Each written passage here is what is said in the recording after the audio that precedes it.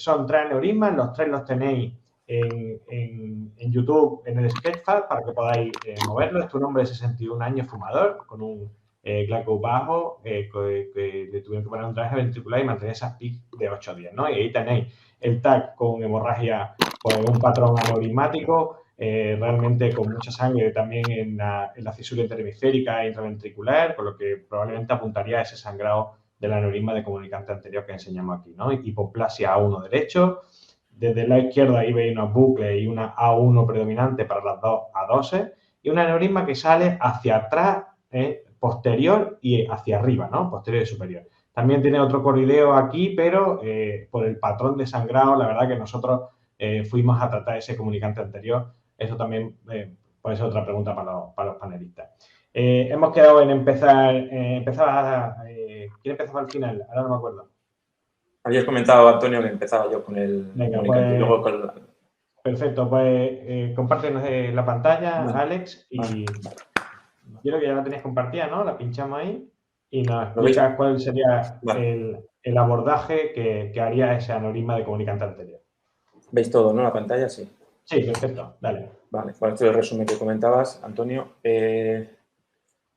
Bueno, yo la única pregunta que me hago de este caso es lo del drenaje ventricular, porque en el escáner yo no veo dilatación como tal, pero bueno, la cosa es que fue así, ¿no? Que hubo un drenaje ventricular por medio. Bueno, y luego, bueno, el aneurisma que comentabas coroideo, que bueno, en principio todo apunta a que el aneurisma roto es el comunicante anterior, sobre todo, bueno, voy a poner la imagen del comunicante anterior por el tetón que tiene, ¿no? De rotura, ¿no? Tiene una imagen de pseudo aquí que probablemente pues esa ha sido la causa de la hemorragia.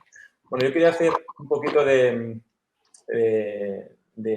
resumen, ¿no? Desde el punto de vista técnico endovascular, está claro que lo que comentabas, ¿no? El saco neurismático se proyecta hacia el plano superior, es decir, es un aneurisma que apunta hacia arriba. Clásicamente se ha descrito que estos son más favorables de tratamiento endovascular, no en cambio los que son los que apuntan hacia abajo, ¿no?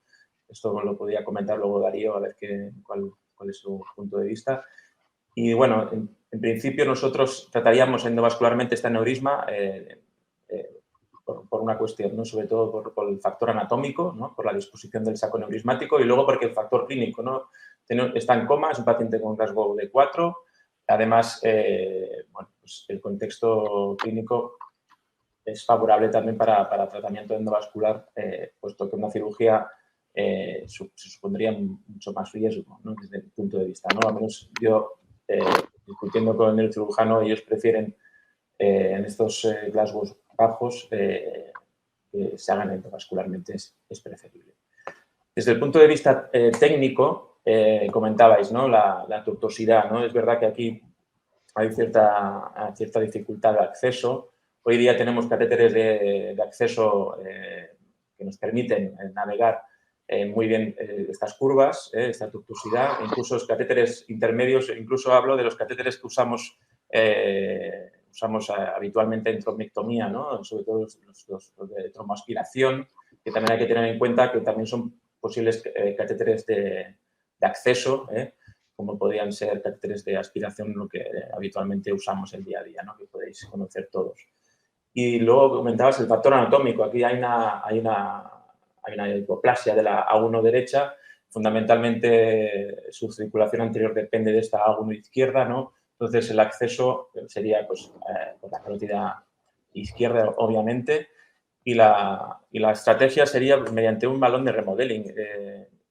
La pregunta sería, ¿dónde colocaríamos el balón? Yo lo colocaría desde A1 a 2 ipsilateral, el balón que se herne un poquito se proyecte un poquito hacia el cuello y hacer un coiling, y es relativamente seguro que el resultado angiográfico de este aneurisma, dado el tamaño, es un buen candidato para tener una buena oclusión, incluso en un primer disparo, es decir, en una primera intervención, conseguiríamos una buena tasa de oclusión con el balón. La otra estrategia, dado que aquí no tiene, pero si tuviera A1 del otro lado, pues podríamos incluso cruzarlo, el balón, ¿no?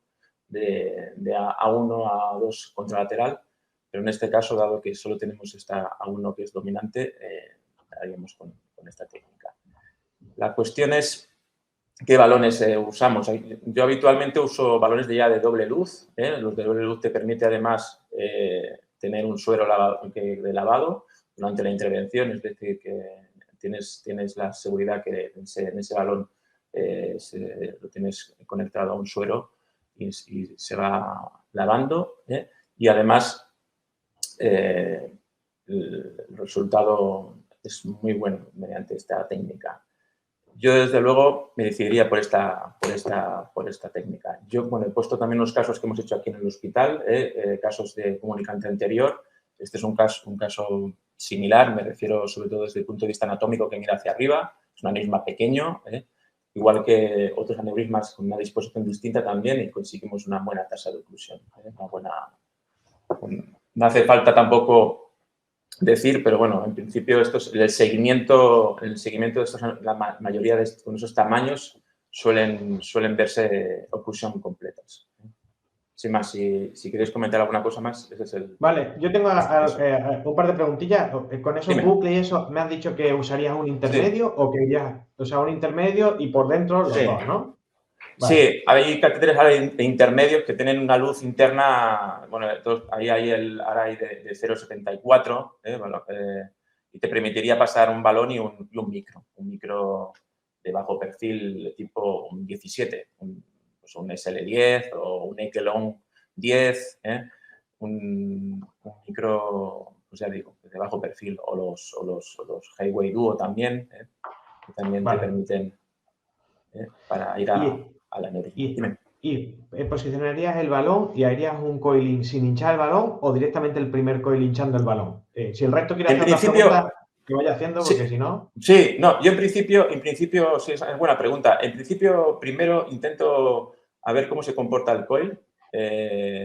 Sobre todo, claro, si empiezas con un coil que haga una buena cesta, fundamentalmente un coil 3D que haga un buen framing, intentar a ver cómo se comporta el coil y en función de cómo se comporta lo hincho o no. Luego, para finalizar, para tener una buena tasa de packing, sí que a veces inflamos el balón. Inflamos, sí. No obstante, no significa que a lo mejor hayan aneurismas que eso, bueno, pues también puede crear un poco de debate, pero a veces no siempre hinchamos el balón. O sea, tenemos el balón ahí aparcado y hemos conseguido un buen coiling y no hemos tenido que inflarlo. Eso puede pasar también, o sea, que también es una cosa a tener en cuenta. No sé.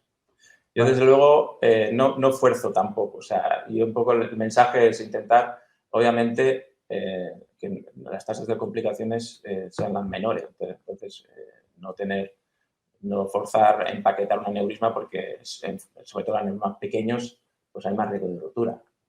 Ok, de menos a más, ¿no? O sea, si primero te cabe el coil sin hinchar el balón bien, si no, poquito a poco. Ese es el mensaje. Eso poco a poco, sí.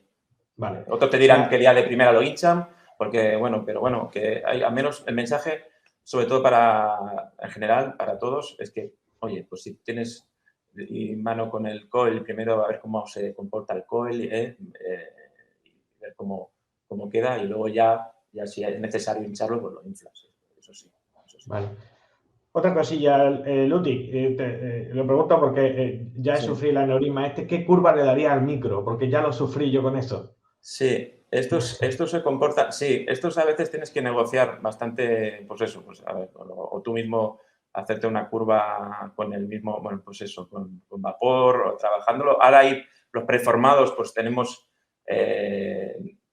yo a veces intento ir con algún preformado, incluso los doble curva o con los que vienen con un poco de J, o incluso este que ya viene con curva, darle, además de esa curva que ya tienen, darle tú una más.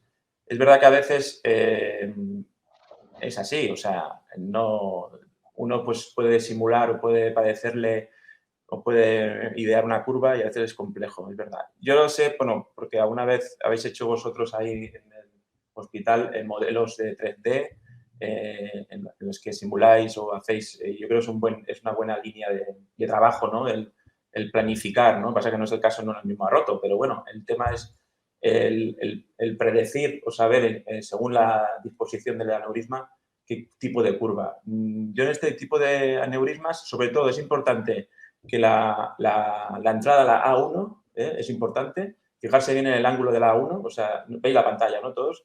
La curva, esta curva, sobre todo, tener estabilidad aquí y luego, desde luego, tendría que tener aquí una curva para que le dé soporte aquí, luego negociar, obviamente, la entrada. Esta aneurisma sienta sobre todo a nivel de la A1 a 2, más de la división A1 a 2, y fundamentalmente interesa un microcatéter que te dé estabilidad, un microcatéter mallado, es decir, que evite el kick out, ¿no? El balón obviamente te evita el kick out, ¿no? Evita que el micro salga o que esté dando cabezazos, ¿no? O sea, que le dé estabilidad, ¿no? Al micro cuando estás haciendo el coiling. Entonces, en ese sentido hay que trabajar. Yo fundamentalmente este caso, lo que tú comentas, es trabajar una curva que le dé estabilidad al microcatéter y hasta que no consigas esa estabilidad, no forzar la entrada a esa aneurisma. Porque a veces forzamos la entrada sin tener una curva bien hecha y ahí vienen problemas. Es importante, sobre todo. Al final, el que mejor soportó esas curvas calotioestálmicos, ¿no? Lo que has dicho de doble curva, una curvita pequeña al principio y una larga después que se adaptara a este. Si tuvieras que dar una puntuación de 0, el más fácil, a 10, el más difícil aneurisma, ¿qué puntuación se lleva este aneurisma para ti?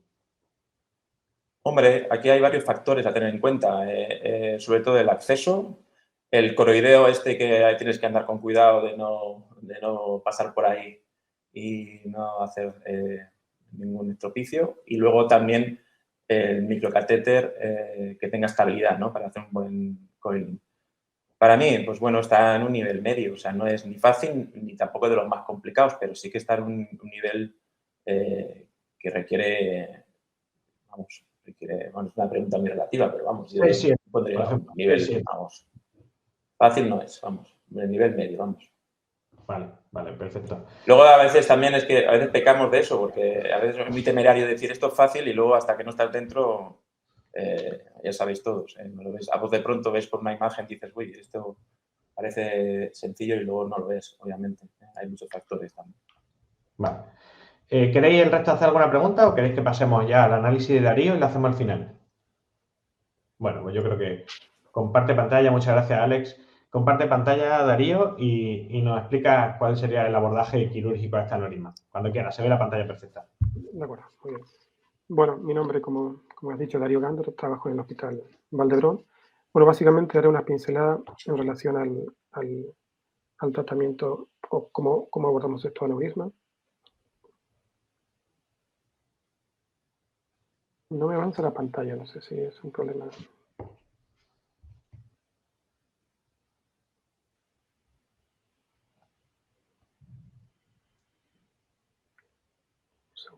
Si quieres, pincha encima con el ratón. A ver si te... Porque no vemos tu ratón en la pantalla compartida. Sí.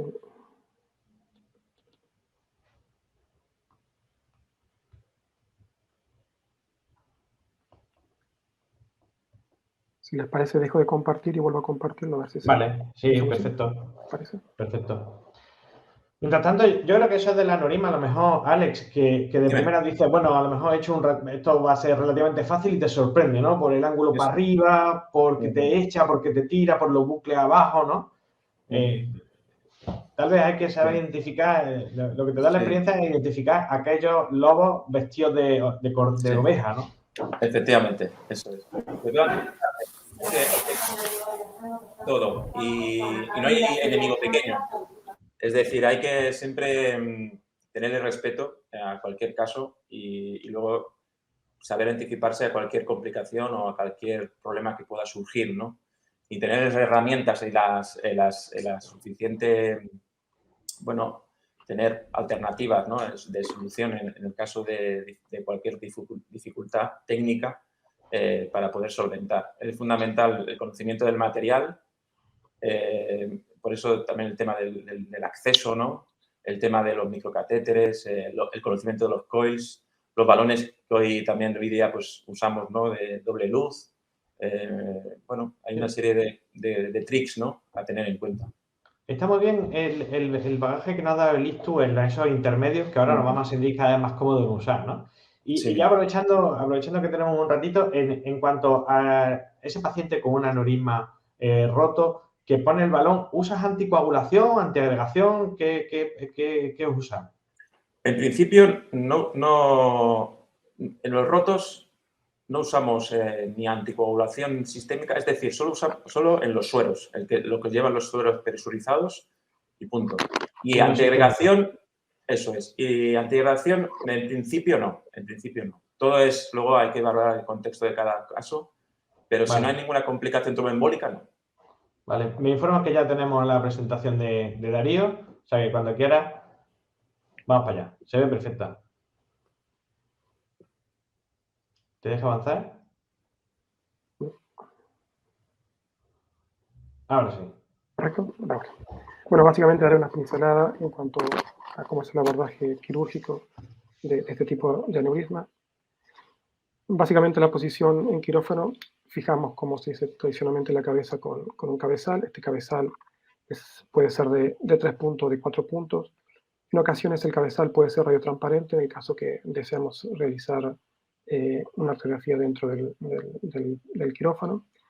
En cuanto a la incisión, es una incisión que se centra básicamente en el terion. El terion es la estructura, ¿no?, en relación al parietal frontal, a la mayor del efenoide temporal, con lo cual centramos la craniotomía en este sitio.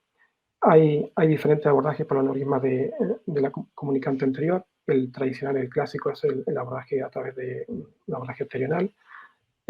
Alternativas a esto, aunque menos usadas, son otro abordaje lateral, como el abordaje supraorbitario lateral, inclusive una orbitozigomática, y también abordajes intrahemisféricos. Una vez que hemos hecho la craniotomía, lo que nos encontramos sobre todo es esta estructura, que es lo que viene a ser la ala menor del efenoide, que intentamos fresarla en profundidad hasta la banda sinovicaria, con el objeto de aumentar el espacio en esta zona. Es importante para el neurocirujano en general el empleo de la cisterna. Las cisternas nos permiten llegar a los diferentes vasos, ya sean superficiales como más profundos, sin violar lo que es el aracnoide ni el cerebro. En este caso, una vez que hayamos hecho el abordaje, hemos hecho la apertura dural, intentamos ir a buscar las cisternas. En este caso es profunda. En este caso se puede ver en la imagen lo que es la carótida y la cisterna carótida y la cisterna quiasmática. Y en ocasiones también, para este tipo de aneurisma, realizamos una apertura de lo que es la parte más distal, proximal, perdón, del valle silviano. Esto es un gráfico. Básicamente lo que se intenta en primera instancia es tener control proximal. En este caso, el caso del ejemplo es un paciente que del lado derecho tiene una hipoplásica, por lo cual el abordaje sería del lado izquierdo para tener control proximal de la A1 dominante. Una particularidad de estos aneurismas son en relación o en comparación con los de las células medias, que son aneurismas que son más profundos y que tienen una relación con múltiples vasos que hay que tener en cuenta a la hora de la manipulación de esta zona. Tenemos en general 2A1, 2A2, tenemos la recurrente de Heubner, ¿de acuerdo? Tenemos la orbitofrontal y la frontopolar, y además tenemos una innumerable cantidad de perforantes que se localizan tanto a nivel de la comunicante anterior como también la arterial lentículo estriadas mediales en relación a la A1. En relación a la disposición de las aneurismas, podemos obtener, ¿no?, básicamente cuatro direcciones: inferior, anterior, superior y posterior. Posterior está definido básicamente por el plano que une ambas A2. Si está por detrás de este plano, lo consideramos como posteriores. Cada uno de estos aneurismas a nivel neuroquirúrgico tiene su peculiaridad. En los que son inferiores, básicamente, al estar adherido al quiasma, al nervio óptico, o inclusive puede estar adherido a la base canal anterior, el hecho de manipular el frontal, levantar el frontal, a la hora de la cirugía puede ser que se rompa. Los ubicados a nivel anterior, en ocasiones lo que dificultan es el control ubicados anterior, el control de la A1, perdón, contralateral y de la A2 también contralateral. Son en principio los aneurismas que más sangran durante un abordaje quirúrgico. Y luego están los aneurismas con la proyección superior. Estos aneurismas, básicamente, la dificultad que dan es que tapan el lado opuesto de A1, la A1 y A2 contralateral.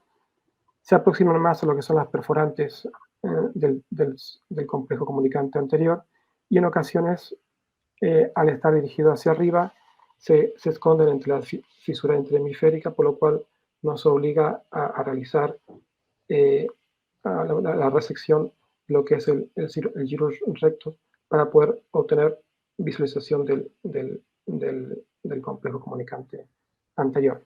Y en cuarto lugar están el aneurisma que se plantea en este caso, son aquellos aneurismas que se dirigen posterior al plano que comprenden ambas A2.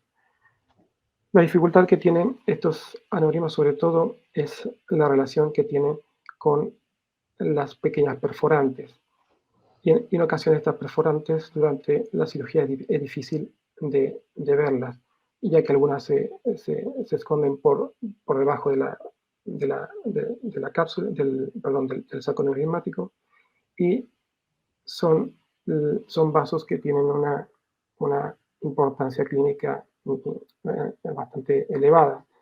Muchos de estas perforantes van a ir a irrigar lo que es el hipotálamo anterior, el fornix, el infundíbulo, también parte de lo que es el quiasma y nervio óptico, y lesión de esas perforantes pueden acarrear, digamos, problemas tanto hormonales como electrolíticos y cognitivos importantes. Por lo cual, sí, desde el punto de vista quirúrgico, los aneurismas que miran hacia atrás suelen ser los de mayor complejidad, comparado con aneurismas del mismo tamaño que se ubiquen en otra dirección.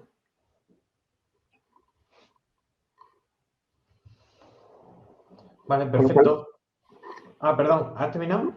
No, básicamente en este caso, si hubiera que hacer un abordaje quirúrgico, evidentemente se haría desde el lado izquierdo, una mecanotomía terrenal del lado izquierdo, para poder obtener un control proximal de A1 y luego intentar disecar las perforantes del sacro neurismático para poder realizar el clipaje del aneurisma. Ok. En este caso, que sea hipoplásica la A1 derecha, ¿te facilita o te perjudica a la hora de hacer el tratamiento? ¿Es un polígono completo con las dos A1 relativamente simétricas? ¿Es mejor o peor? Ya, de cara al control proximal es mejor, ¿no? Por el hecho de que obteniendo el control de un solo lado, en el caso que se rompa el aneurisma, no tengo que recurrir a la otra A1. El problema es que si ocluyo accidentalmente con el clip la comunicación entre ambas A2, claro, la posibilidad de provocar isquemia es mucho mayor, dependiendo un poco de la circulación colateral, ¿no? Ok. Y una puntuación de dificultad de este aneurisma. El 0 es el más fácil, el 10 es más difícil para un cirujano especialista en vascular. Ya, claro, comparado con las otras tres orientaciones, es el de la más compleja y estaríamos, en mi opinión, a nivel medio alto. Ok. Sin embargo, si este mismo aneurisma estuviera orientado antero-inferior, ¿no? Interior hacia Sí, abajo, sería más sencillo, ¿no? Y estaría a lo mejor ¿en qué puntuación? ¿De ya lo la más sencillo? situación cambia. Si es una predicción anterior, y solamente tenemos una A1, digamos, funcionante como este es el caso, la situación cambia y es un aneurisma sencillo, con un clip paralelo a la comunicante, un clip recto paralelo a la comunicante anterior, se podría solventar el caso y en este caso estaríamos lejos de lo que son los perforantes, ¿no? Que están sobre todo a nivel superior del complejo. Ok, muchísimas gracias. No sé si tenéis, si el resto de panelistas tienen alguna pregunta ya sobre tanto el abordaje endovascular y quirúrgico de este aneurisma. No sé si Alejandro, Mariano, Carlos. Nada, yo creo que vamos a seguir. Sí, una cosa, Darío, si la presencia de un hematoma asociado te Ya, en principio el complica hematoma. la cosa, Bueno, el hematoma depende de la magnitud.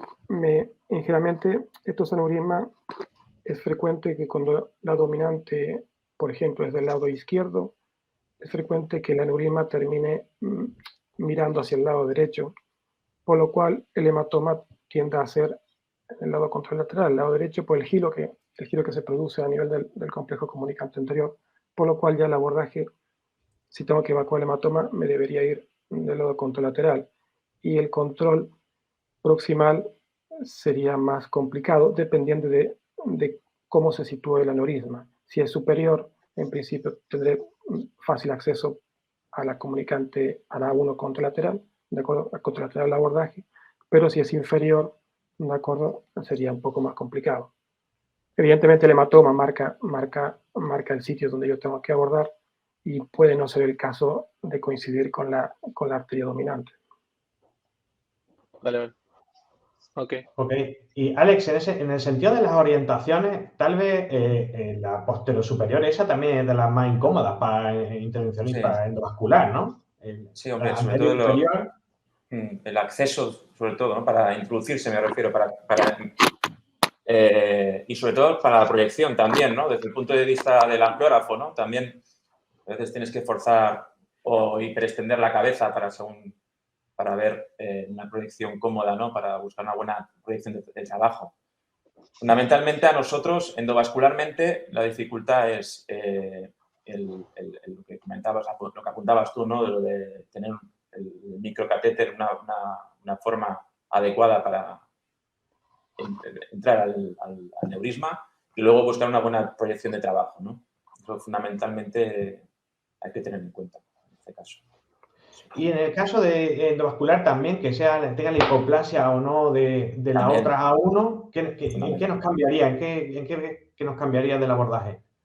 Bueno, yo comentaba antes de si tienes las dos A1s, pues puedes trabajar pues, con las dos carótidas, es decir, puedes en un momento dado,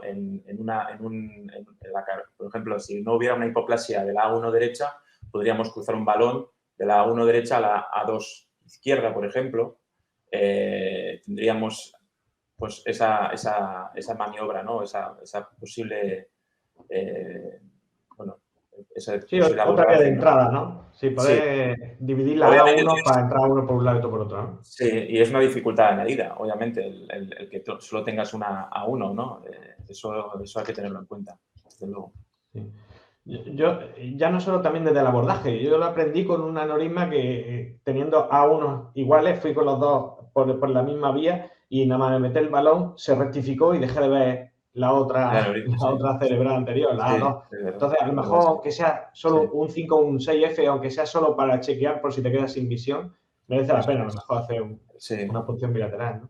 Sí. Es que la comunicante anterior, en muchos casos, y sobre todo si son de pequeño tamaño y tal, que los dejas de ver, es preferible incluso pinchar las dos, las dos ingles y ir con dos catéteres y a ambas carótidas, ¿no? O sea, al principio eso es un dato a tener en cuenta también.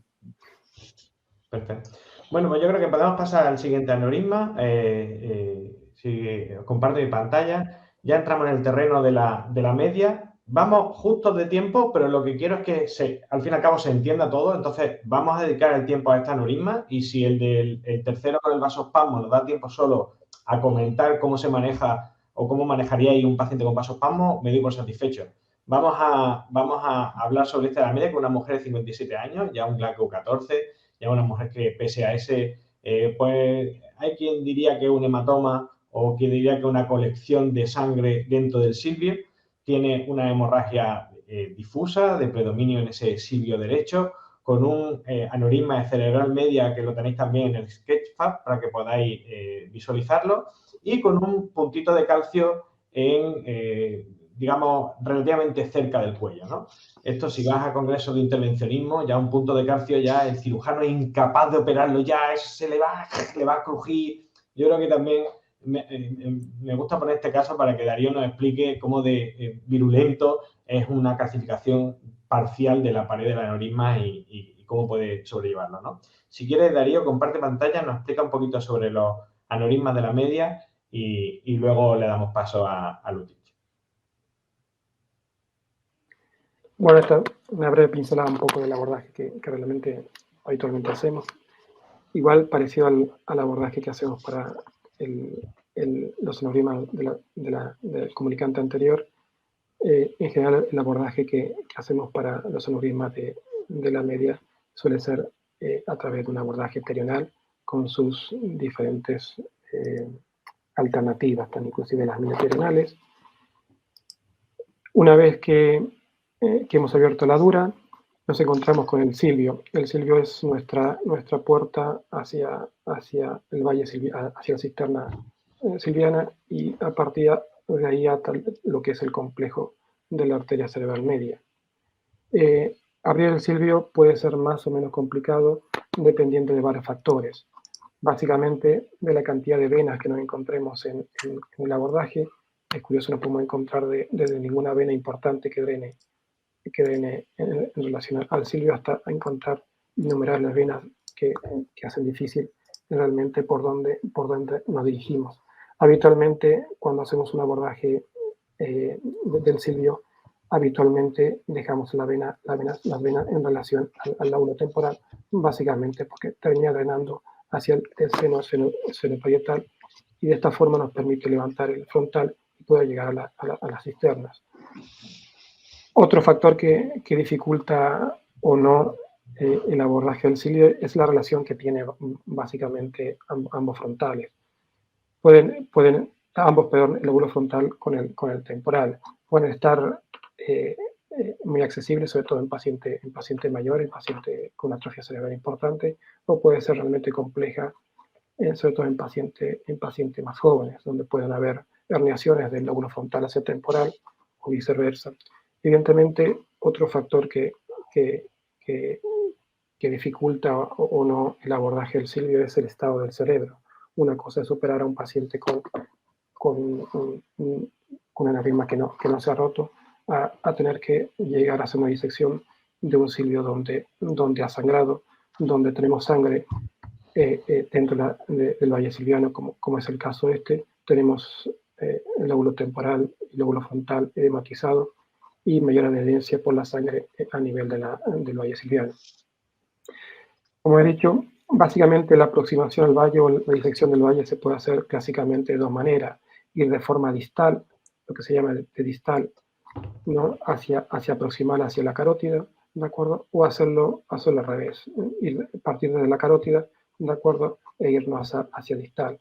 Eso de qué va a depender básicamente de si estamos hablando de un aneurisma que es roto o no roto, y también muchas veces la tradición de cada cirujano. Hay cirujanos que, a pesar de tener el aneurisma roto, son capaces de controlar el sangrado del mismo yendo de distal a proximal.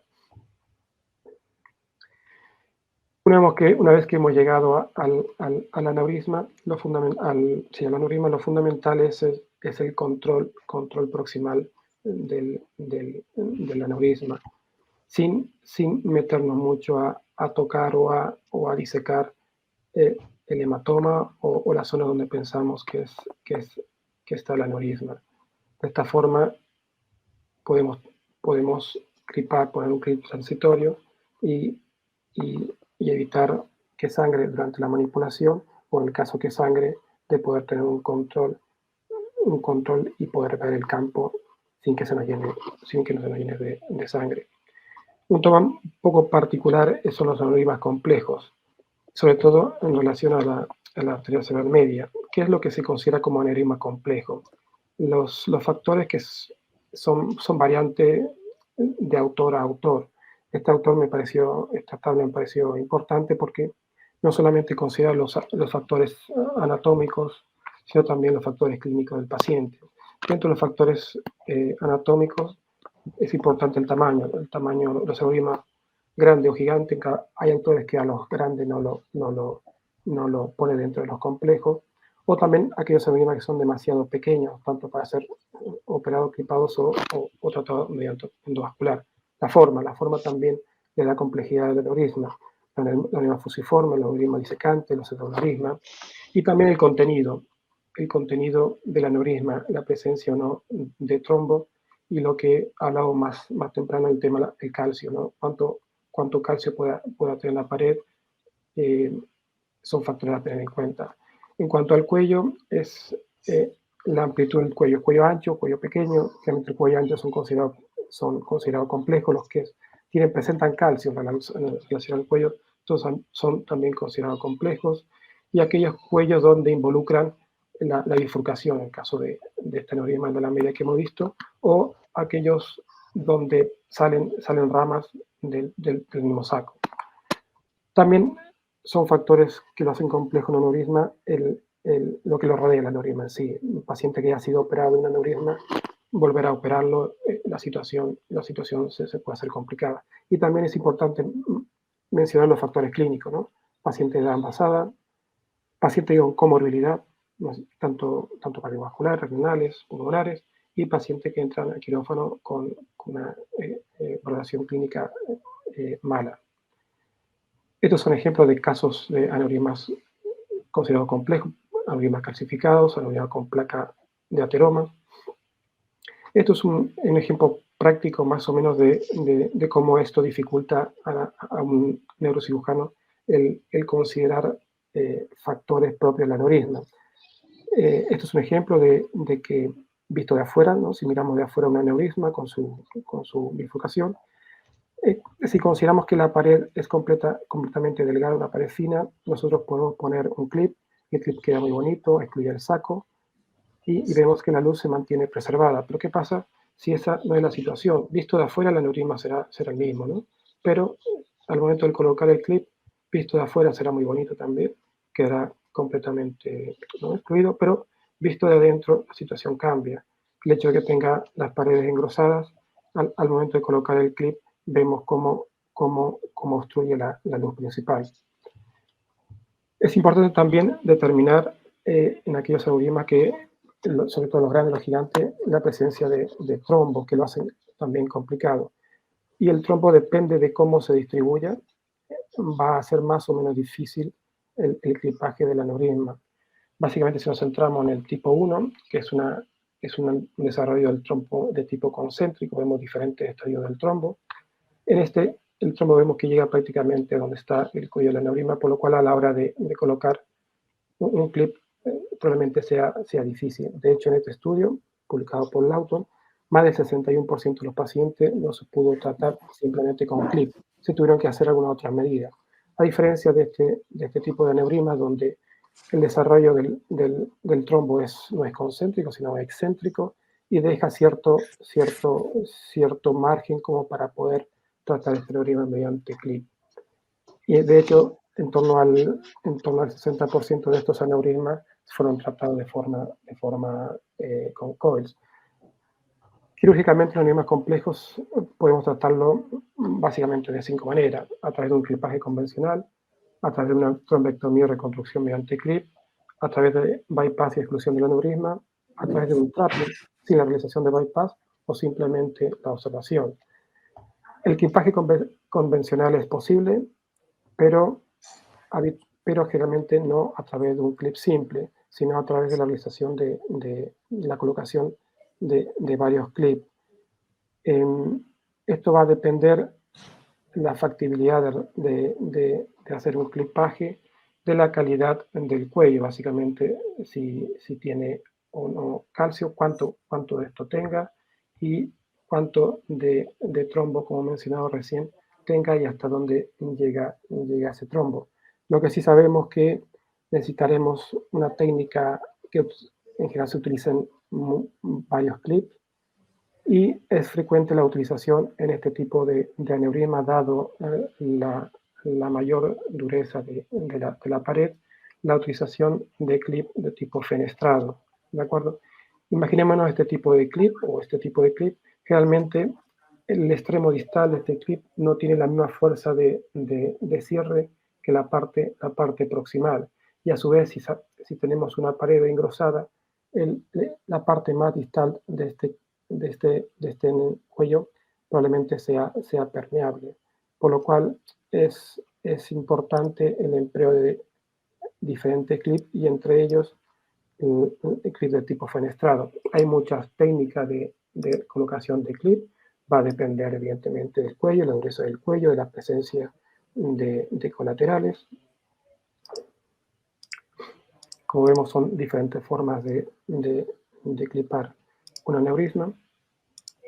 La otra alternativa como neurocirujano es en aquellos casos donde el clipaje, ¿no?, a través de múltiples clips no se puede realizar, ya sea porque al intentar cerrar se cierra el vaso principal o al colocar el mismo clip se desplaza y termina ocluyendo el vaso principal. Es la apertura del mismo de acuerdo al aneurisma y la trombectomía. Esto depende un poco de la consistencia y de la fibrosis del coágulo. Se puede simplemente sacar con un aspirador, pero en ocasiones se necesitan otro instrumento como lo que les denominamos aspirador ultrasónico para quitar la parte más fibrosa de ese trombo, con el objetivo de quitar suficiente material para que me permita la colocación de clip. Y como otra alternativa es la realización de bypass, ¿no?, y la exclusión del aneurisma.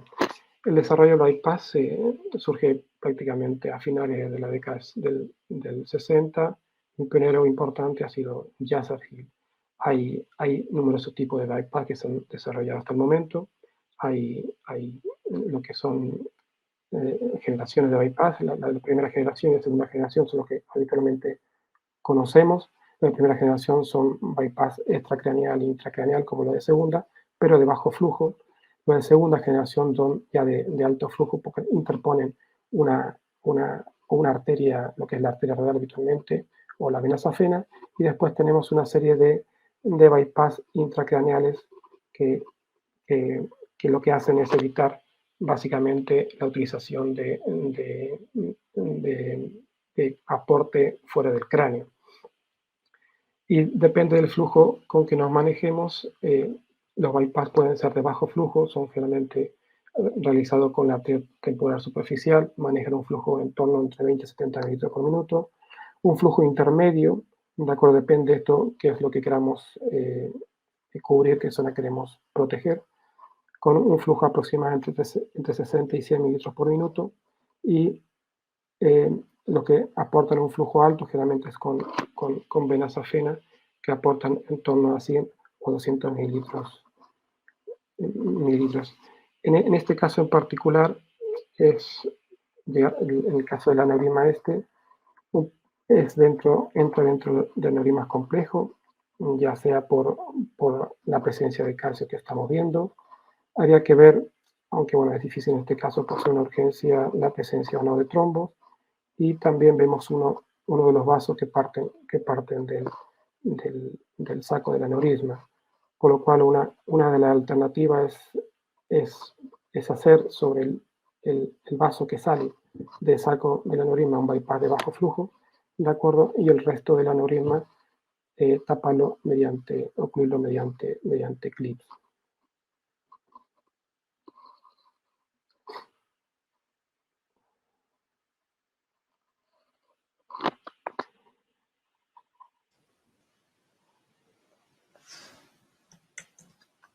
No se te oye, Antonio. Gracias. Estaba haciendo playback. Sí. Muchísimas gracias por la presentación, Darío. Digo, ¿qué margen de cuello libre tendría que quedar para que pudieras tener una cirugía cómoda, ¿no? Tanto al trombo como a la calcificación o a ojo, no hay un margen establecido, pero sí contamos con instrumentos intraoperatorios que nos permiten ver la permeabilidad de la aferencia de ese aneurisma, ya sea la fluoresceína a través de la videoangiografía intraoperatoria, el empleo de Doppler, ¿no?, o la posibilidad de hacer una radiografía dentro de quirófano. Pero bueno, no hay un margen establecido, sí hay que tener en cuenta que a veces al colocar el clip, en ocasiones si hay un trombo cerca o está calcificada la pared, el clip se tiende a desplazar hacia el cuello y puede ocluirlo.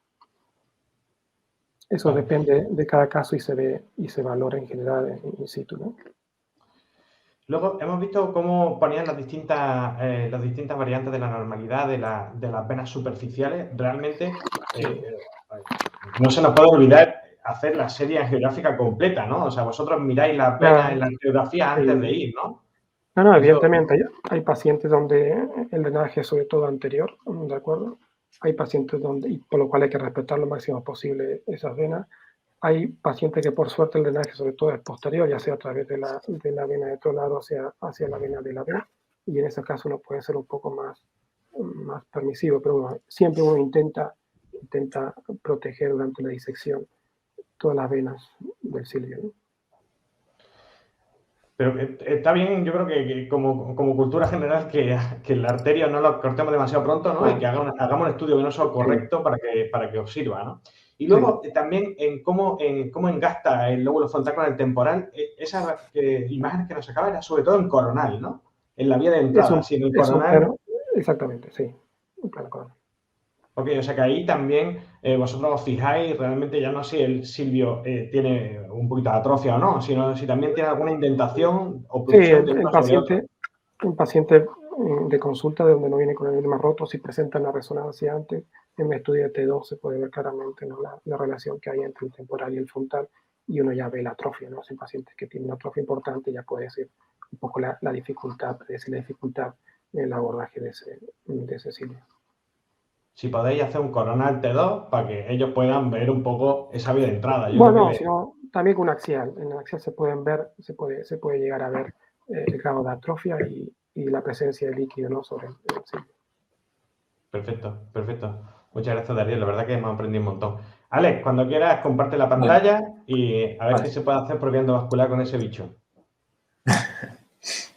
Bueno, yo la cuestión que... Bueno, ¿me oís bien, no? ¿Todos? ¿Me oís? Alto y claro. Vale.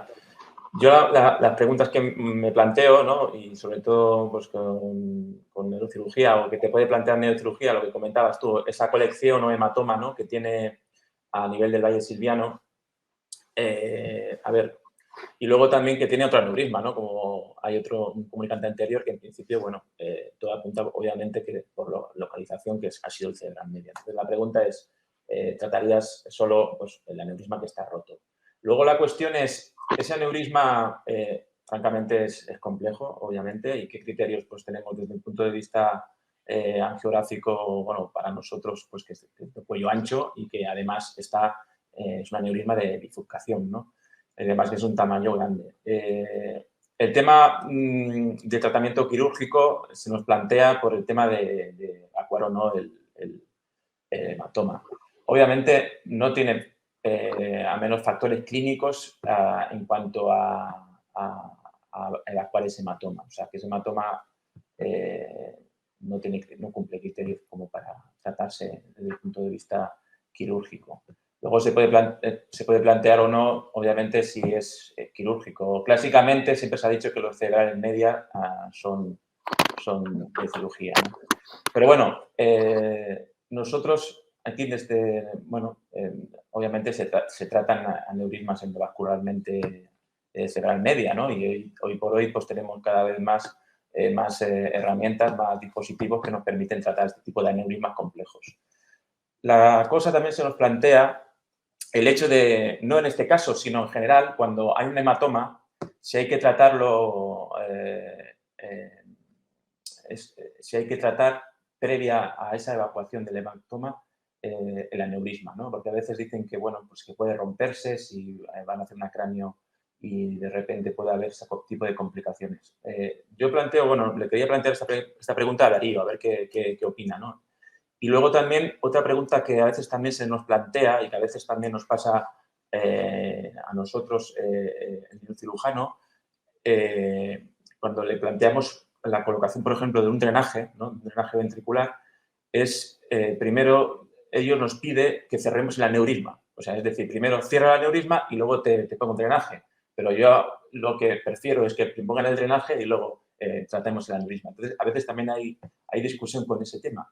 Y podría ser extrapolable también al tema del hematoma. Si quieren operar el hematoma, nosotros podemos ofrecerle un coiling de protección, es decir, ¿vale? Tú vas a evacuar ese hematoma, pues planteamos nosotros, antes del cráneo, hacer un coiling. Quizás un coiling que no es totalmente, obviamente, con esa morfología difícilmente se consiga una oclusión completa, pero al menos sí una oclusión parcial, o al menos para evitar el resangrado, porque al menos no hay que olvidar que el objetivo número 1 del tratamiento del aneurisma roto, sea una técnica u otra, es evitar el resangrado, ¿no? O al menos es lo que le explicamos a los pacientes, ¿no? O a la familia, ¿no? De los pacientes que sufren una hemorragia, ¿no? ¿Por qué se hace este tratamiento? Pues, número 1, para evitar el resangrado.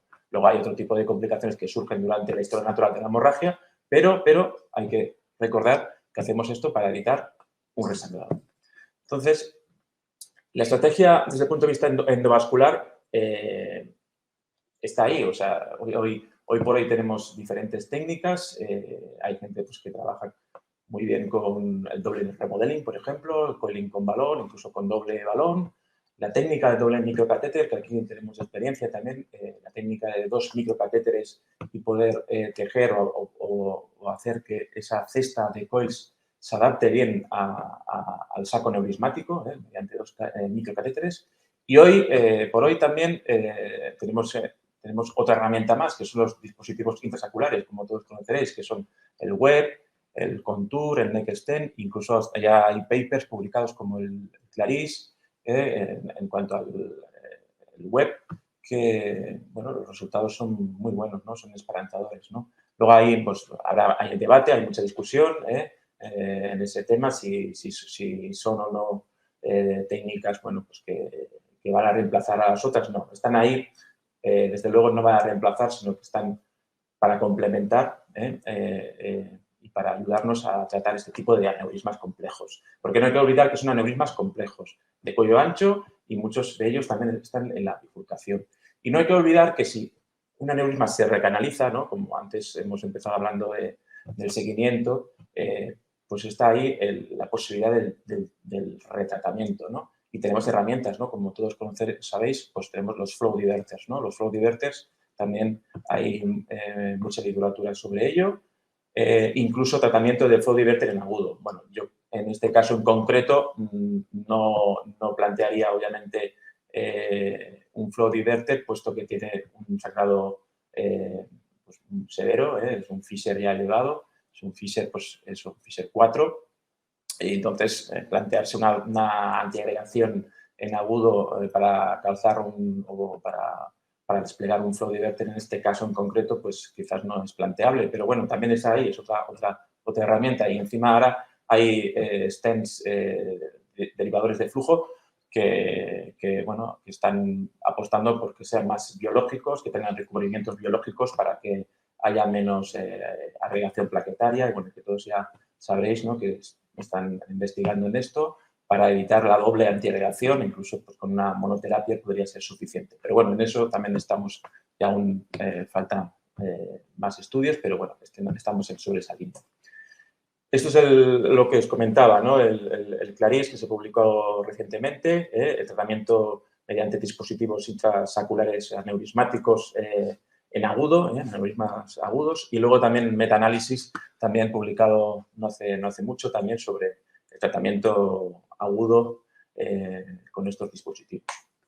En este caso, en concreto, pues vuelvo a repetir, el cuello ancho, bifurcación, es un tamaño grande, eso pues ya todo apunta a que si hacemos un coiling, aunque hagamos un doble coiling con doble balón y consigamos un packing formidable, muy probablemente recanalice por el tamaño que tiene.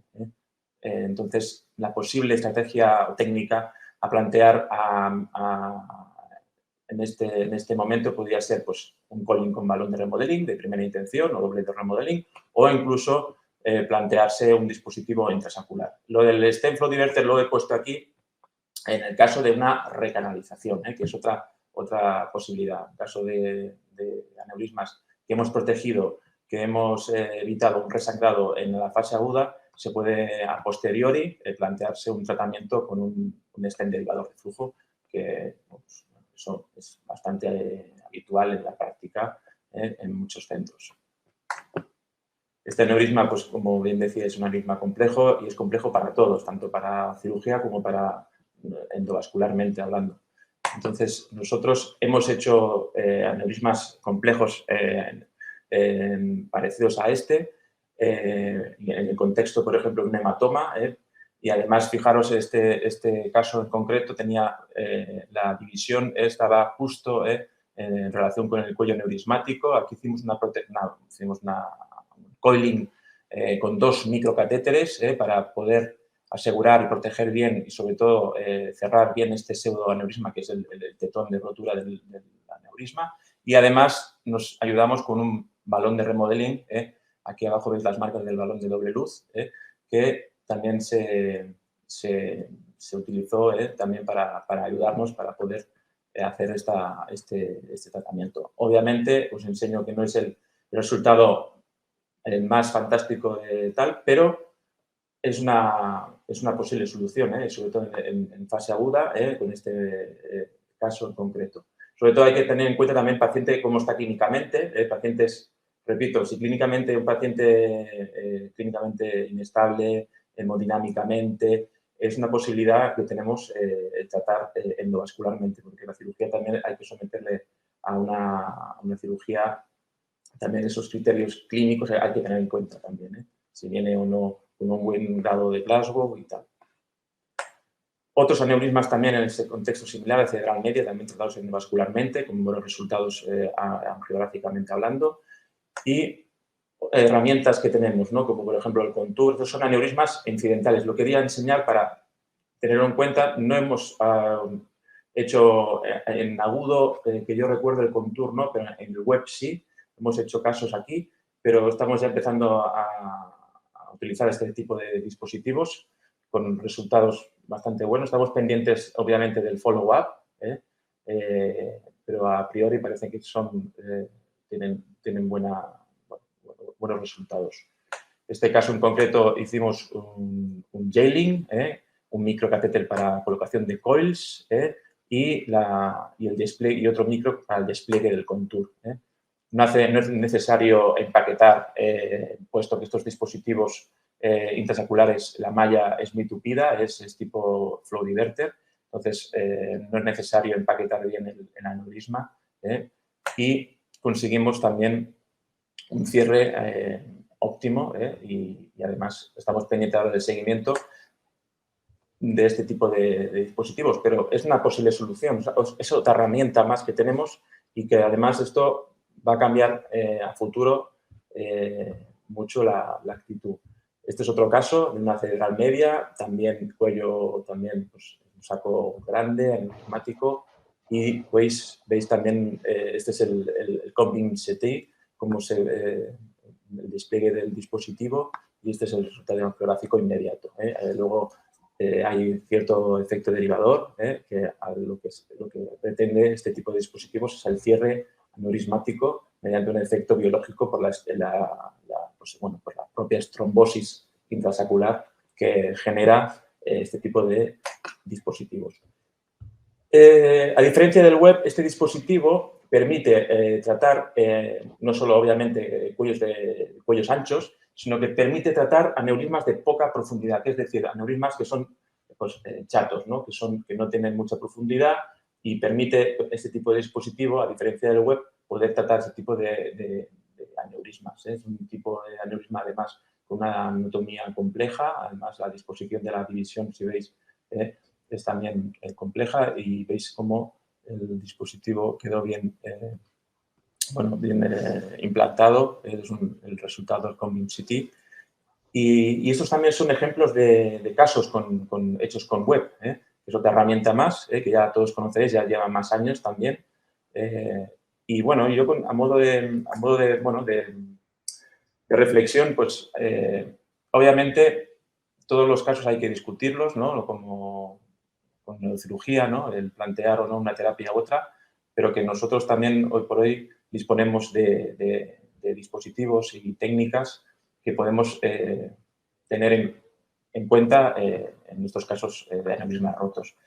La dificultad o el problema que puede tener es que hay que tener depósito de este tipo de dispositivos. Es decir, no todos los hospitales tienen estos implantes en el hospital porque se suelen pedir previo a la implantación.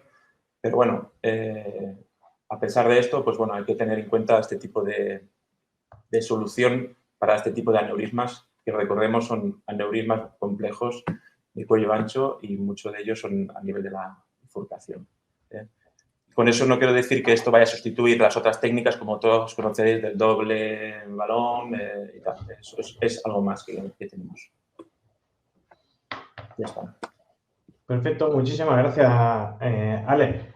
Yo, la verdad que viendo los cacharritos esos están preciosos, pero dejan un montón de material en el cuello de aneurisma. Si eso nos encontramos, que el cirujano le mete un clip y deja eso en el cuello de aneurisma, nos lo estamos comiendo por los pies, porque deja un troncho ahí que a lo mejor en el programado antiagregado no hay problema, pero en el agudo, pues, a mí me causa mucho respeto, ¿no? Sí, Antonio, en esa línea, claro, los dispositivos de cuello te presentan el cuello de verdad donde está. ¿Me explico, no? La percepción que tenemos de los cuellos aneurismáticos nosotros con la forma de tratamiento, especialmente con los flow diverter, lo pensamos como en 2D, pero que son en 3D. Entonces, efectivamente, cae el cuello aneurismático, a veces cae hacia dentro del aneurisma y efectivamente queda en la zona de detach.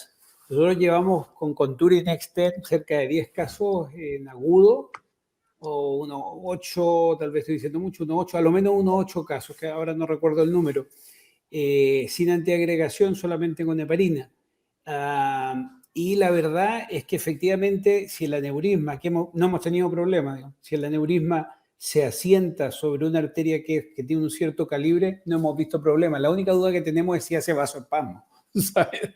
¿Qué va a pasar? Pero bueno, yo creo que como dice el Alex, apunta súper bien, son herramientas, no sé si será la herramienta definitiva, pero sin duda que tenemos un montón de argumentos hoy por hoy en aneurismas de bifurcación, porque realmente convierten casos muy complejos con otras técnicas en algo bastante sencillo. Y por otra parte, con Contour necesitas en HCA 3 medidas, hay 5 creo, pero con 3 medidas ya cubres todo, que es diferente a la historia de los dispositivos intrasaculares, ¿sabes? Y me parece bien. A mí, la verdad que Antonio, otra cosa que también hay que tener en cuenta que con el coiling también pasa. Expones material en el cuello, un cuello ancho, sea el dispositivo que sea, incluso los coils, también pasa lo mismo. O sea, estás exponiendo material al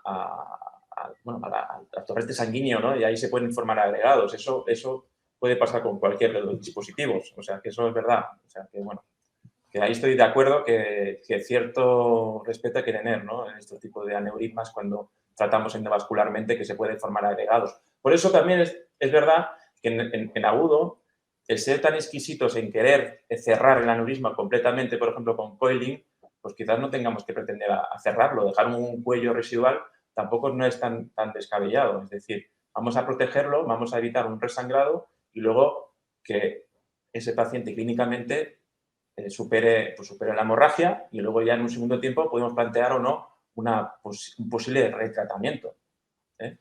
Sí, a lo mejor tiene que ir por ahí la conversación, ¿no? Es decir, por ejemplo, Darío, ¿tú puedes conseguir una oclusión completa de este aneurisma? Estás mutado, perdón, estás mutado. Perdón. Sí, en principio a nivel quirúrgico se podría obtener, básicamente obteniendo un bypass de la rama esa que estaba dentro del saco y clipando el resto de aneurisma. Se podría llegar a tener un clipaje de la lesión. Y en muchos casos donde presentan aneurisma de cuello ancho, ten en cuenta que el silvio no son aneurismas que son periféricos y que a través del silvio llegamos fácilmente a esas lesiones.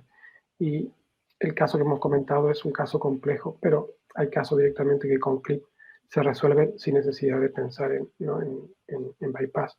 En este caso, tiene una rama importante de que sale dentro del saco, pero el resto de aneurisma con con cuello ancho, que son una gran parte del aneurisma de arteria cerebral media, con un clipaje simple se puede solucionar. Y sin hacer bypass no se puede clipar el cuello del aneurisma sin incluir Sí, esa rama, a veces aunque se quede puede una bifurcación un poquito grande. Sí, a veces se puede reconstruir, sí, es una alternativa, depende un poco de la experiencia de cada centro y de cada caso. Se puede intentar reconstruir el cuello simplemente con clips. Como he comentado, hay clips de diferentes formas, clips que tienen ciertas angulaciones y se puede llegar a excluir el aneurisma de forma correcta sin necesidad de hacer un bypass, ¿no? Vale. Es Y tú, correcto, Alex, es una opción en este caso. Ok. Lutich, ¿qué me ofrece ahora mismo? Con lo que tienes, con los materiales que tienes, ¿me ofrece oclusión completa o 2 tiempos? ¿Hace falta realmente esa oclusión completa? ¿Es suficiente los 2 tiempos? ¿Y qué me ofrece en el futuro? A ver, humildemente diría 2 tiempos. Sobre todo hay que primero la situación clínica del paciente, ¿no? Asociación a hemorragia, hay que proteger ese aneurisma, hay que evitar un resangrado y esas son las preguntas que nos tenemos que hacer y plantear. Luego, el cierre completo, desde luego, no hay que perseguir ahora mismo eso. Desde luego, desde mi punto de vista, y creo que coincide con mucha gente, no es necesario. Luego, en un segundo tiempo, podemos discutir si ponemos, incluso me he olvidado de mencionar los braided stents, los stents estos que son mallados, que pues pueden ser, pues eso, los Elvis, ahora hay otro Leo. también que el Leo. Entonces, todos estos stents se pueden luego plantear en un segundo tiempo. Pero yo, desde luego, Antonio, la pregunta es, estamos en el contexto de un paciente que ha sufrido una hemorragia, hay que ese aneurisma protegerlo. Quizás, obviamente, sería lo perfecto, es enemigo de lo bueno, ¿no? Lo perfecto sería cerrarlo completamente, pero quizás la experiencia menos también nos dice que hay que ser, en ese sentido, prudente, hay que proteger ese aneurisma y luego en un segundo tiempo ya veremos lo que hacemos, pero hay que primero salir de la situación que está sufriendo el paciente. Vale, o sea, ¿no? Estimar más o menos lo que puedes hacer, hablar con tu neurocirujano de cabecera, el que esté a cargo, ofrecerle, ¿no? Y entre los dos consensuar un poco y no ir a... Tenemos preguntas de YouTube que se está animando ahora. Isabel Rodríguez, 1841, pregunta, dice, de los webs que habéis puesto en agudo, ¿conocen la tasa de retratamiento en vuestro centro? Humildemente no. ¿Y Alejandro? La tasa de retratamiento en agudo. Claro, pero de los web, que habéis puesto 8, no que tengo. Si realmente habéis Nosotros hemos trabajado con Contour in Extend y Ah, creo que tenemos 2 o 3 follow-up. Los con Contour son un Contour follow-up perfecto, un Extend que da un remanente que no entró el coil y lo tapamos nosotros mismos. Pero nos falta tiempo todavía porque hemos empezado ahora un poco a saco. Con web no tengo experiencia en agudo. Bueno, a ver cómo va eso. Y luego tenemos otra pregunta de Juanma, 1826, dice, los dispositivos intrasaculares, por la parte que pueda quedar fuera del aneurisma, ¿se debe antiagregar? Por la parte que queda fuera. Por lo que comentamos, Alex. El cosito. Bueno. No, contesta tú, Alejandro, ¿qué te parece? Nosotros en pacientes electivos todos están doble antiagregados. Cuando terminamos, siempre lo dejamos mono antiagregado con aspirina y ya está. No me preocupa mayormente. Evidentemente, si el cuello cae dentro totalmente de la arteria, porque hay aneurismas que el cuello está metido dentro de la arteria, el dispositivo probablemente de cuello no es el mejor dispositivo para utilizarlo. Ahora, un aneurisma, pensando en aneurisma los típicos, mono antiagregamos y ya está. Y en electivo lo que hacemos es no hacer nada, no dejamos nada y supongo que, no sé si en el futuro cuando los pacientes salgan del hospital, si salen, ya los mono antiagregaremos, pero no me preocupa mayormente. Bueno, no hay más preguntas de YouTube, nos hemos pasado muchísimo de la hora. Darío y Alex, un mensaje cada uno o un par de take home message que queráis mandar a la audiencia. Darío, ¿qué nos quería transmitir de esos 2 aneurismas o como mantra, ¿no? Sí, no, quizá como concepto general, ¿no? la importancia, ¿no?, de trabajar en equipo, ¿no? Ya esto es, creo que obligado, y que avanzamos hacia eso, no podemos trabajar de forma independiente, ¿no? Es importante el trabajo en equipo para tener un mejor resultado. Y evidentemente también a la hora de tomar una decisión, el paciente también importa, ¿no? La decisión del paciente y lo desea el paciente. Alex. Pues básicamente pues coincido con él. O sea, lo importante es sobre todo tener presente el paciente, saber en qué contexto estamos, la clínica también tener en cuenta y trabajar conjuntamente, obviamente. O sea, aquí participamos mucha gente, no solo el neurocirujano o el neuroradiólogo, sino también medicina intensiva, neurología, anestesia también. O sea, formamos un grupo de gente muy grande y está implicada mucha gente. Y también en el contexto de la hemorragia, por ejemplo, la medicina intensiva tiene un papel muy relevante, sobre todo en época de COVID, que se ha llevado como se ha podido. Yo he notado la falta, por ejemplo, de intensivos cuando no han podido atender estos pacientes. Y, desde luego, también tener en cuenta anestesia también, anestesia para este tipo de patología. Y, en conclusión, hay que pensar siempre, obviamente, en la mejor terapia que se le puede ofrecer al paciente y evitar, sobre todo, forzar indicaciones o forzar situaciones que no son necesarias. O sea, hay que siempre buscar lo mejor por y para el paciente. Bueno, la verdad que muchísimas gracias a los dos. Es un gusto haberos escuchado y sobre todo escucharos que hay que jugar todos, ¿no? Hay que ver esto como un análisis completamente multidisciplinar. Darío, esto no lo diré en otros foros, pero es una virguería lo que hacéis. Yo creo que eso, cuando tenemos oportunidad de ver por el agujerillo y con el poquito espacio y cómo orientáis, la verdad que es una maravilla, es espectacular. Muchísimas gracias por vuestro trabajo. Y no sé si Alejandro, Mariano, Carlos, ¿quieren decir algo antes de despedirnos? Yo un comentario en línea con lo que decía el Alex, que es un poco disonante con el buen ánimo que hemos tenido, pero la indicación en este país por lo menos no está exenta de la excesiva fragmentación de la patología, y a los que les toque tomar esas decisiones deben tomar en cuenta eso. Probablemente si tratáramos más aneurismas, probablemente si estuviéramos no con tanto apetito, seríamos capaces de ser mejores para los pacientes y tomar mejores decisiones en equipo. Pero hoy por hoy ese tema está allí y bueno, supongo que no se arreglará nunca aquí, pero se debe tomar en cuenta.